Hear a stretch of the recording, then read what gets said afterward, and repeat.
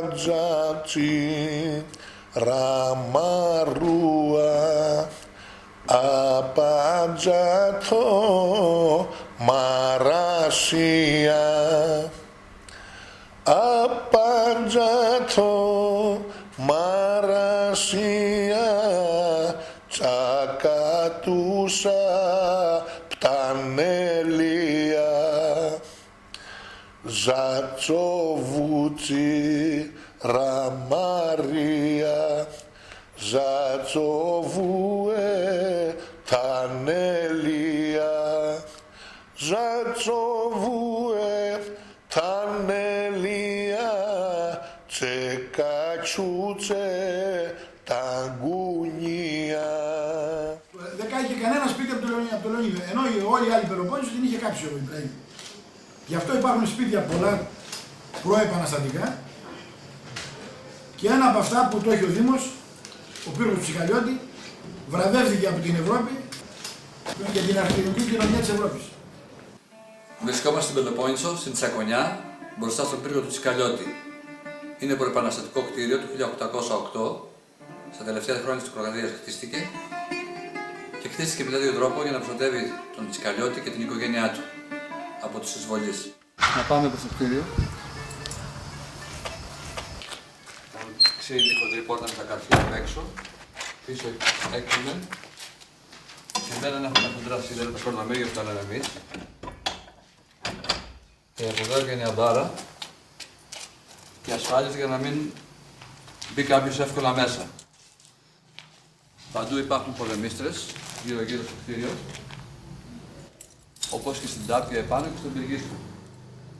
Εάν κάποιος παραβίαζε την πόρτα και έμπαινε σε αυτό το χώρο, τον χτυπούσαν από μια τυφεκίστρα που υπάρχει δίπλα στην πόρτα, από το παράθυρο εδώ και από το παράθυρο ψηλά εκεί και από τις τρεις πολεμίστρες που υπάρχουν εδώ στο κτίριο.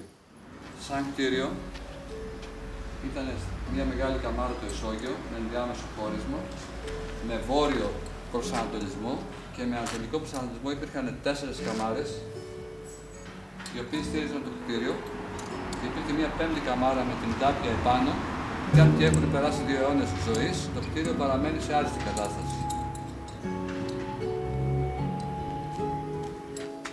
Το κτίριο είχε τη σχετική του αυτονομία. Είχε το φούρνο, τη στέρνα, με νερό και είχε και κιούπια με στάρια, λάδια, κρασιά και άλλα εφόδια. Μας έχει μείνει μόνο αυτό από όλα τα κιούπια που έχει το κτίριο. Να παρατηρήσουμε ψηλά στο κτίριο κάποιες θηρίδες που υπήρχαν στην ανατολική πλευρά και στην νότια. Αυτές οι θηρίδες τις είχαν για να βάζουν το βράδυ φως όταν περιμέναν να έρθει κάποιος επισκέπτης. Η δύστη απόψε αν ήταν και για αυτό το λόγο που σας είπα ή αν είναι για τα περιστέρια. Επικρατεί η άποψη ότι ήταν για το φως όταν περιμένανε κάποιον επισκέπτη, γιατί αν ήταν για τα περιστέρια θα έχει σε όλες τις πλευρές του κτηρίου. Έχει όμως μόνο στις πλευρές που βλέπουν δρόμο. Σας είπα την ανατολική, την νότια και τη δυτική. Εκεί να παρατηρήσουμε στη θηρίδα πάνω υπάρχουν 2 σχήματα καλοτυχίας, όπως και σχήματα καλοτυχίας υπάρχει στο Ρόπτρο που είναι το 8. Ήταν σημάδι καλοτυχίας στον αρχαιοελληνικό. Και έχει βάλει πάρα πολλά τέτοια στοιχεία καλοτυχίας ο Τσικαλιώτης, γιατί ήταν τουρκοκρατία όταν χτίστηκε το κτίριο και την τύχη την ήθελε.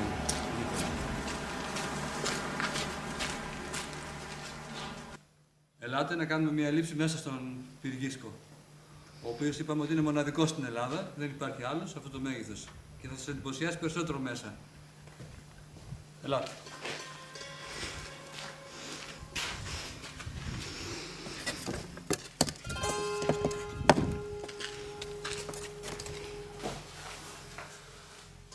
Εδώ βλέπετε, στην πρώτη σειρά υπάρχουν οι υποδοχές για τα βόλια. Σε χαμηλό επίπεδο υπήρχαν για το κανονάκι οι τρύπες και εδώ για το τρομπόνι. Πώς θα το δείτε. Βλέπετε τη σκάλα. σκάλα που οδηγούσε στο δωμάτιο με την κρύπτη.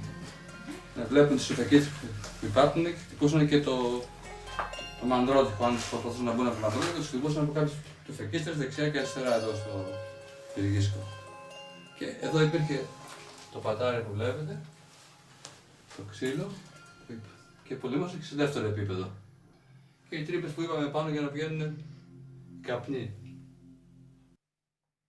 Αλλά περισσότερο με εντυπωσίασε κατά την έρευνα που έκανα το πώς προστατευόταν το δωμάτιο με την κρύπτη. Και με τρομπόνι από εδώ και με τουφεκίστρες, πολλές τουφεκίστρες. Και η αυλή και το κτίριο. Πάμε τώρα προς το δωμάτιο με την κρύπτη.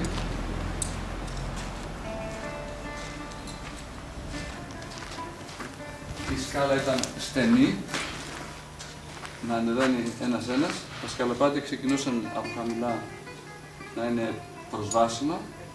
Από το τρίτο σκαλοπάτι και μετά άρχισαν να γίνονται πιο ψηλά και πιο στενά.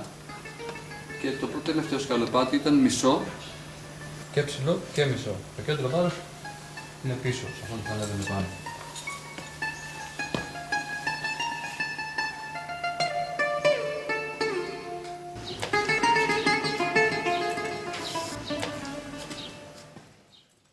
Τον περίμενε και όταν πάτε και το μισό σκαλοπάτι, έλα, το άλλο πόδι πάνω, βλέπετε, σκεφτείτε να προσπαθεί να πολεμήσει αυτός ή να ξυφομαχήσει και ο άλλος τον περίμενε, ήξερε, τον έσπραχνε και όποιοι υπήρχαν στις σκάλες φεύγανε πίσω. Και είπαμε ότι όταν στενή σκάλα ανεβαίνει ένας-ένας για να υπάρχει καλύτερη άμυνα. Και εδώ είπαμε είναι το δωμάτιο με την κρύπτη, με πολύ χαμηλή πόρτα για να μπαίνει σκεφτός ο επισκέπτης μέσα και να δίνει σβέρκο για να αποκεφαλίζεται από τον αμυνόμενο που υπήρχε και περίμενε σε αυτόν τον χώρο που υπήρχε για αυτόν τον λόγο.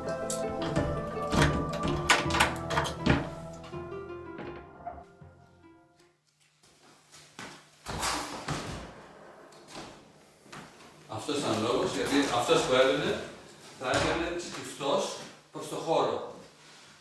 Και υπήρχε πίσω αυτό, στο χώρο για να υπάρχει κάποιος αμυνόμενος εκεί. Και πίσω από αυτό το πλάτη υπήρχε η κρύπτη. Αρκετός χώρος για να φιλοξενήσει αρκετά άτομα και αντικείμενα.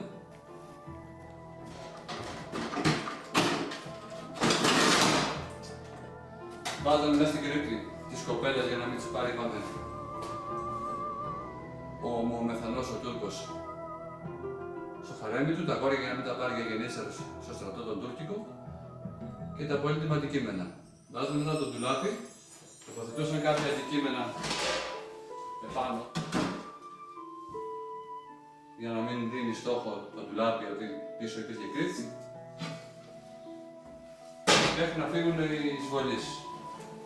Αν πάρει ελπίδα προσπαθούσαν να βγάλουν το ντουλάπι, το καταλαβαίνανε οι εισβολείς, φεύγανε από τη στοά που υπήρχε και από τη στοά από την αυλή φεύγανε εκτός κτηρίου και στο διπλανό κτίριο και στο ποτάμι. Εδώ ήταν ο βοηθητικός χώρος. Όλο το κτίριο έχει πολλά στοιχεία από τα μέρη που ταξίδευε ο ιδιοκτήτης, ο Τσικαλιώτης. Όπως οι θηρίδες που είναι ανατολίτικες, βλέπουμε εκατέρωθεν στο τζάκι, υπάρχουν 2 και 2. Εδώ, τα στοιχεία είναι καθαρά ανατολίτικα. Εδώ βλέπετε την κλειδονιά, ήταν φτιαγμένη στο χέρι, χοντρή κλειδονιά και ασφάλιζε και πίσω το κλειδί, όπως βλέπετε. Αυτά που βλέπετε τα αντικείμενα είναι από διάφορα σπίτια, είτε τα αγοράζουμε, τα μαζεύουμε για να φτιάξουμε το λαογραφικό μουσείο, μετά από κάποια ταξινόμηση που θα γίνει. Και θα γίνει και τμήμα λαογραφικού μουσείου και ιστορικό με αρχαιολογικά ευρήματα που έχουν στην περιοχή και πινακοθήκη. Λοιπόν, να συνεχίσουμε στο υπόλοιπο κτίριο. Ελάτε. Υπήρχε σε όλο το κτίριο αμυντική αλληλουχία. Δηλαδή, αν περνούσε κάποιος από την πόρτα, υπήρχε άμυνα στην αυλή. Εάν περνούσαν από την αυλή, ερχόντουσαν σε αυτόν τον χώρο, υπήρχαν 2 τουφακίστρες, πλησιάστε να δούμε, δεξιά και αριστερά από την πόρτα και έλεγχαν αυτό το χώρο. Αν περνούσαν και από αυτό το χώρο και ανεβαίναν στις σκάλες, Υπήρχε δύο τουφεκίστρες πίσω στα δύο παράθυρα. Πρέπει να τις δούμε. Όπως βλέπουμε αριστερά από το παράθυρο, το χαμηλό και το παράθυρο που είναι ψηλά, δεν είναι συμμετρικές με τις άλλες τουφεκίστρες για να χτυπάνε στην πλάτη αυτόν που θα ανέβαινε στις σκάλες.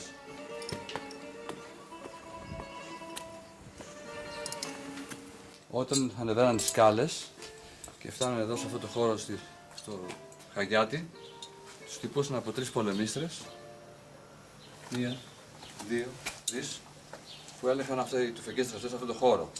Το κτίριο προστατευόταν δυτικά και νότια από την τάπια αυτή που υπάρχει εδώ. Και εδώ για τον πυργίσκο που είπαμε, ο οποίος έλεγχε και την αυλή και την νότια πλευρά και την ανατολική.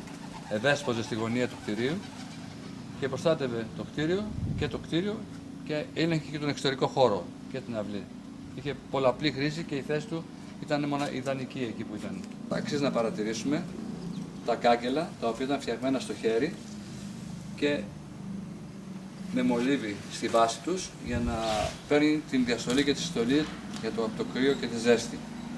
Το κάγκελο που βλέπουμε εδώ με τους τετραγωνικούς κόμπους είναι το ίδιο σχέδιο με τους κόμπους που υπάρχουν στα κάγκελα στο Τόπκαπι, τόσο στη βιβλιοθήκη που έκανα μάθημα τα παιδιά των Σουλτάνων και ήταν επιχρυσωμένα τα κάγκελα εκεί, στο θησαυροφυλάκιο του Τόπκαπι στην Κωνσταντινούπολη,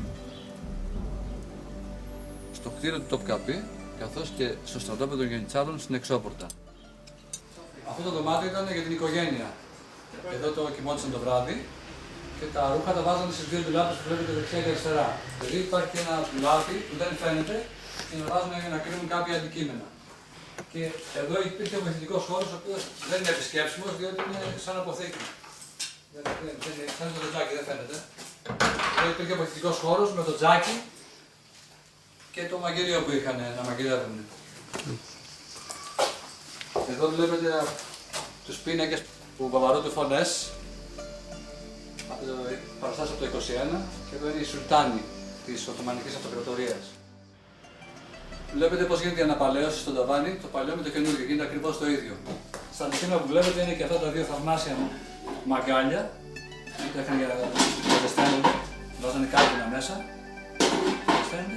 όπως και δύο πολύ παλιά κρεβάτια που βλέπετε εδώ, τα οποία δεν είναι του από το κτίριο, είναι από συλλογή που κάνουμε. Θα συνεχίσουμε τώρα και στο υπόλοιπο κτίριο, να ανέβουμε και στον δεύτερο όροφο. Προχωρώντας, ανέβουμε προς το Ξουστάγι, που βλέπετε μία τουφεκίστρα στην ευθεία εδώ, όπως την βλέπουμε, η οποία χτυπούσε όμως διαγώνια προς το κτίριο για να αναγκάσει τους εισβολείς να πάνε από την εξωτερική πλευρά για να τους χτυπήσουν από τις 3 άλλες τουφεκίστρες που υπάρχουν αριστερά, όπως βλέπουμε στην πόρτα. Να ανέβουμε σιγά σιγά.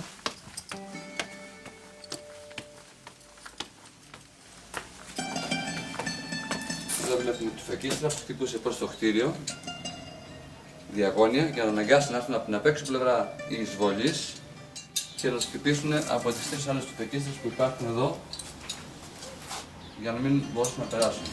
Επίσης, να παρατηρήσουμε και τα σκαλοπάτια, τα οποία τα 4 τελευταία είναι ανισοϊψή και απότομα και αρκούσε μία όθηση στον εισβολέα και έπεφτε πίσω.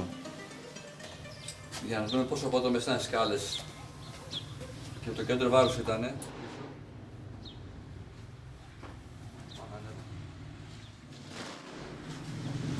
Και με το δάχτυλο το κρατάμε και δεν ανεβαίνει πάνω. Επίσης να παρατηρήσουμε στην πόρτα και σε όλες τις πόρτες υπάρχει ο σταυρός, σύμβολο του χριστιανισμού, γιατί ήταν χριστιανός ο Τσικαλιώτης. Εδώ οι κυλόκριτες αψίδες που βλέπουμε ψηλά στο Ξουστάκι είναι αραμπέσκ στυλ ισπανοαραβικής επιρροής. Βλέπουμε στην πόρτα του πυργίσκου υπάρχει μια τετράγωνη τρύπα η οποία είναι για τρομπόνι και άλλες τουφεκίστρες γύρω-γύρω χτυπούσαν την αυλή και ειδικά την σκάλα, τη στενή σκάλα που ανέβαινε στο δωμάτιο με την κρύπη. Εδώ βλέπουμε. Αλλάζει το ντεκόρ, να μιλήσουμε και λίγο. Με ρόμπο, έχει ρόπτρο, εδώ φαίνεται καλύτερα, έχει διασωθεί εδώ. Και και σχέδια. Έρχεται πιο ευρωπαϊκό το ντεκόρ. Και η πόρτα έχει κάποια σύμβολα. Εδώ στο ρόπτρο, μάλλον έχει τον αριθμό 8 και λένε ότι είναι ο αριθμός 8 σύμβολο καλοτυχίας. Έχει το ρόμβο, σύμβολο γονιμότητας και αυθονίας των αγαθών. Και εδώ ψηλά έχει αυτό που λέμε ακρόπρορο. Το συναντάμε στις πλώρες των καραδιών. Αυτό το σύμβολο εδώ. Το αρχικό χρώμα του πύργου πρέπει να ήταν το CL, τέτοια χρώματα είχε, αποχρώσεις του μπλε. CL, λουλακί. Βρισκόμαστε στη γωνιά του δευτέρου ορόφου. Εδώ βλέπουμε τη μισάτρα που χωρίζει τα δύο δωμάτια του σαλόνι από τη γωνιά. Και από εκεί βλέπετε την πόρτα που ανέβαιναν στο γυναικονίτη οι γυναίκες. Πάνω από τη μισάτρα υπάρχει ο γυναικονίτης. Εδώ ήταν η γωνιά τους. Εδώ πρέπει να έβαζαν τα πιάτα τους. Εδώ πρέπει να υπήρχε κάποια βρύση. Και εδώ το τζάκι τους. Ακριβώς από κάτω, στο άλλο δωμάτιο, έχει και άλλο τζάκι και τα δύο τζάκια αυτά έχουν συνεχόμενο καπνοδόχο. Κάνετε από αυτό εδώ.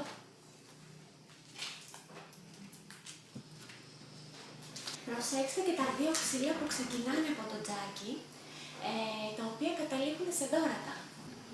Μπορεί κάτι να κρεμούσαν από εκεί, από τα δώρατα. Και πάμε προς το σαλόνι να...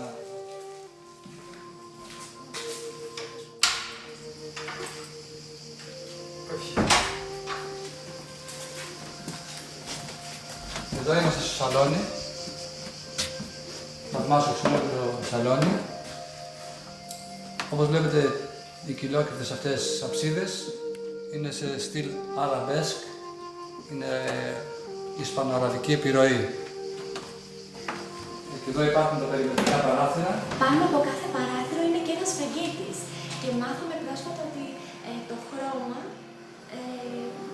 μάλλον είχε χρώμα, δεν ήταν έτσι το τζάμι μόνο του, ήταν χρωματιστό. Αλλά να παρατηρήσουμε το ξυλόκριτο ταβάνι, ένα ραβόλυμα στη μέση. Έχει τον ήλιο που είναι το φυλακτό από κάθε κακό. Στον πυρήνα του ηλίου έχει το σύμβολο της καρδιάς ή αλλιώς σύμβολο της αγάπης. Είναι ένα σύμβολο από την αρχαία Ινδία, δηλαδή σύμβολο σανσκριτικό, και το συναντάμε και σε εκκλησίες και σε τζαμιά. Και γύρω από τον ήλιο έχει ένα οκτάγωνο. Το οκτάγωνο είναι ένα πολύ γνωστό σύμβολο στην Κίνα, το λέμε μπάγκουα και συμβολίζει τον ενεργειακό χώρο με την τέλεια αρμονία. Αλλά κατά πάσα πιθανότητα και ο ίδιος δεν γνώριζε τους συμβολισμούς, απλώς μάλλον ήταν η μόδα και τα χρησιμοποίησε. Και γύρω-γύρω υπάρχουν παραστάσεις. Ο Φοίνικας που συμβολίζει την αναγέννηση της Ελλάδος μέσα από τους λόγια από τα 400 χρόνια της Τουρκοκρατίας, της χριστιανικής με το σταυρό στο κεφάλι. Και διαγώνια βλέπουμε την Θεά Αθηνά που λατρευόταν στην περιοχή και γύρω-γύρω τα κλίματα που ήταν το φυτό του Διονύσου που και εδώ λατρευόταν ο Διόνυσος. Στις τέσσερις γωνίες βλέπουμε τη θάλασσα γιατί ο ιδιοκτήτης του κτηρίου ήταν καραβοκύρης και έπρεπε να υπάρχει το στοιχείο το δικό του της θάλασσας. Να γυρίσουμε να δούμε εδώ το γυναικονίτη. Πίσω από ένα αραχνόηφαντο ύφασμα, οι γυναίκες έβλεπαν τους άντρες να συζητούν, χωρίς να επεμβαίνουν στις συζητήσεις, αλλά το βράδυ επηρέαζαν τους άντρες στο κρεβάτι, στην κρεβατομουρμούρα τη λεγόμενη. Λέει η παράδοση ότι όταν ήταν ο καιρός η κοπέλα να αποκατασταθεί, να παντρευτεί, ερχόταν εδώ ο υποψήφιος, ο γαμπρός, συζητούσε με τον πατέρα της κοπέλας. Η κοπέλα από το γυναικονίτη έβλεπε, εκείνος δεν μπορούσε να τη δει γιατί από μέσα υπήρχε κάποιος μανδύας, κάποια κουρτίνα. Άκουγε η κοπέλα, παρακολουθούσε και αν το παλικάρι της έκανε καλή εντύπωση, κατέβαινε κάτω και του έφτιαχνε γλυκό καφέ. Αν πάλι δεν τον ήθελε, ο καφές ήταν χωρίς ζάχαρη. Κάτω από τη μισάντρα υπήρχαν οι ντουλάπες που βλέπετε εδώ, από τη μεριά του σαλονιού, του οντά. Και κάτω ακριβώς υπήρχε και μια τουρκική τουαλέτα από κατασκευής, με κοινόκυρτο κτίσιμο εξωτερικά για τη λειτουργικότητά της. Από εδώ. Ωραία. Τώρα θα πάμε στη σάλα.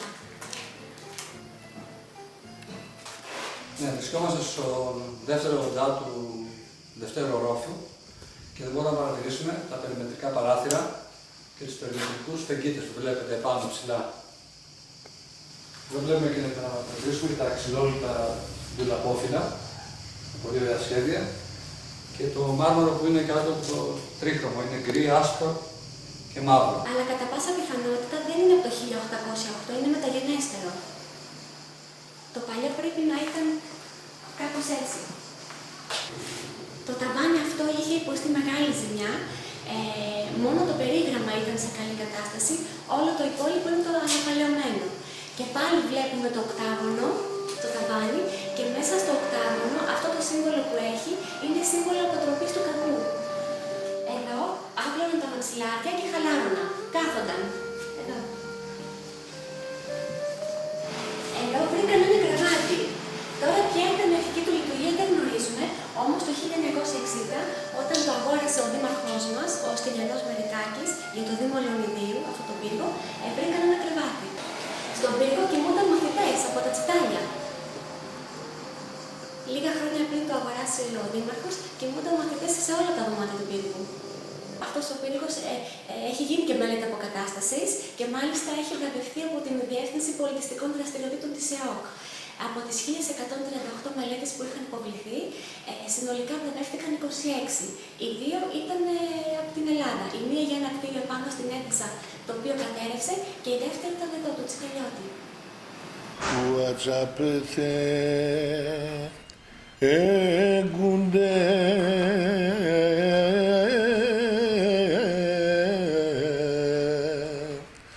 τα τσακονιά τα μέρη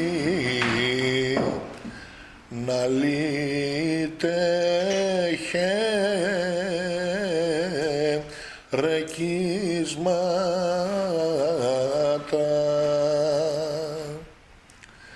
να λύτε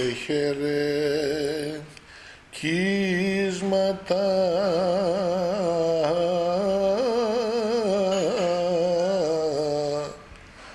ότσι με το τσιβέρι να πολεμεί με μεγούνται,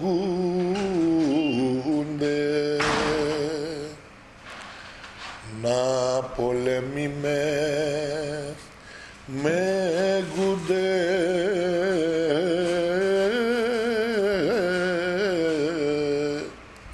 Του δραμαλί τα στσέρι πουρτέσενε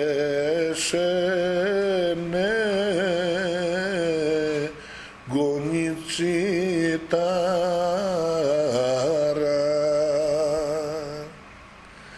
πουρτέσενε γκονιτσιτάρα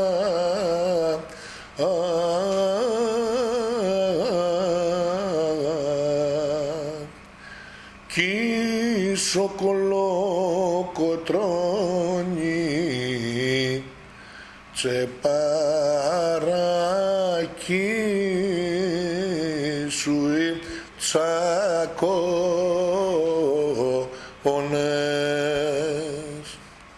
τσεπαράκι σου τσακώνες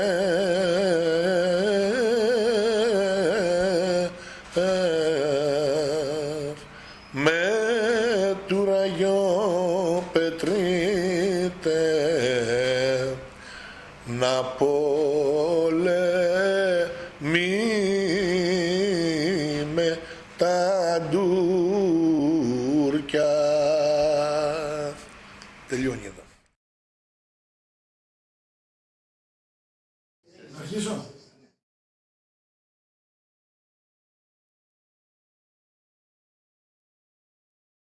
Το πάμε λίγο πίσω. Όχι, καλά. Έχω λίγο άγχος, πρώτη φορά μιλάω. Όχι, όχι, καλά.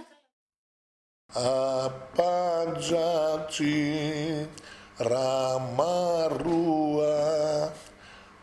απάντζατο μαράσια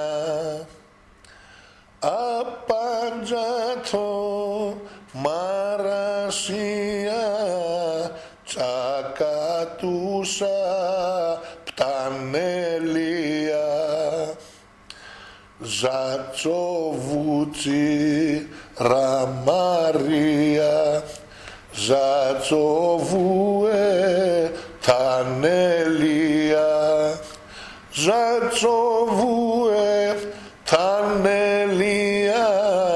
τσεκατσούτσε ταγκούνι